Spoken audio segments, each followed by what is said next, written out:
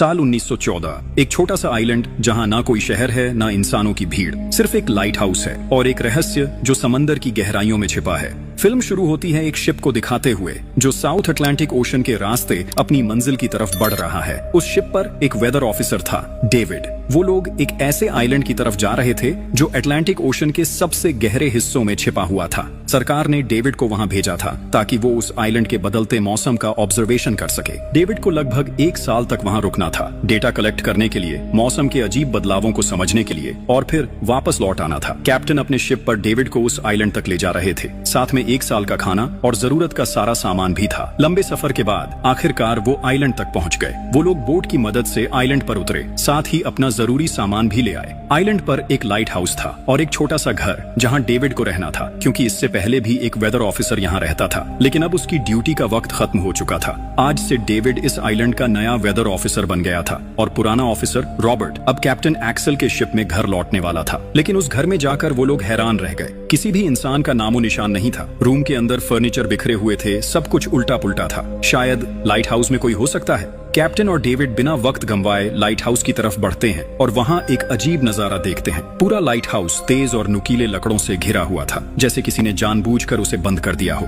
ताकि कोई भी अंदर ना जा सके। कैप्टन और डेविड ने लाइट हाउस का गेट कई बार नॉक किया, लेकिन कोई रिस्पॉन्स नहीं मिला। आखिर में उन्होंने गेट को जोर से धक्का दिया और अंदर घुस गए। लाइट हाउस के बिल्कुल ऊपर उन्हें एक आदमी मिला जिसका नाम ग्रूनर था। वो लेटा हुआ था। जब उन्होंने ग्रूनर से पुराने वेदर ऑफिसर के बारे में पूछा तो उसने काफी बेपरवाही से जवाब दिया, वो मर गया है, कोई भयानक बीमारी थी उसे। कैप्टन ने जब उससे डेड बॉडी के बारे में पूछा तो उसका जवाब और भी ज्यादा अजीब था, शायद किसी ने मार दिया होगा। ग्रूनर की बातें सुनकर डेविड और कैप्टन दोनों चौंक गए। उन्हें लगा शायद ग्रूनर की मेंटल कंडीशन ठीक नहीं है, लेकिन जब तक पुराने ऑफिसर का पता नहीं मिलता वो लोग कुछ कर भी नहीं सकते। कैप्टन ने डेविड से कहा, अगर तुम अब भी चाहो तो हमारे साथ वापस चल सकते हो। लेकिन डेविड जानता था अगर वो सरकार को इस आइलैंड का एक्यूरेट वेदर रिपोर्ट दे पाया तो उसे काफी पैसे मिल सकते हैं और पैसे की उसे वैसे भी जरूरत थी।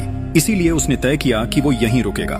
कैप्टन ने उसे एक गन दी प्रोटेक्शन के लिए। शायद ये जगह उतनी सेफ नहीं है जितनी दिखती है। कैप्टन के जाने के बाद डेविड ने घर को थोड़ा सेटल किया, रहने लायक बनाया। रूम के एक ड्रॉर में उसे एक डायरी मिली पुराने ऑफिसर की। उस ऑफिसर ने 1913 में इस आइलैंड पर कदम रखा था। डायरी में आइलैंड के बारे में बहुत कुछ लिखा था, लेकिन सब कुछ साफ नहीं था। कुछ बातें अधूरी थीं। डेविड हर लाइन को ध्यान से पढ़ता गया। डायरी में कुछ अजीब तरह के जानवरों के स्केचेस भी बने थे। डेविड को समझ नहीं आया उसने ऐसी तस्वीरें क्यों बनाई थीं।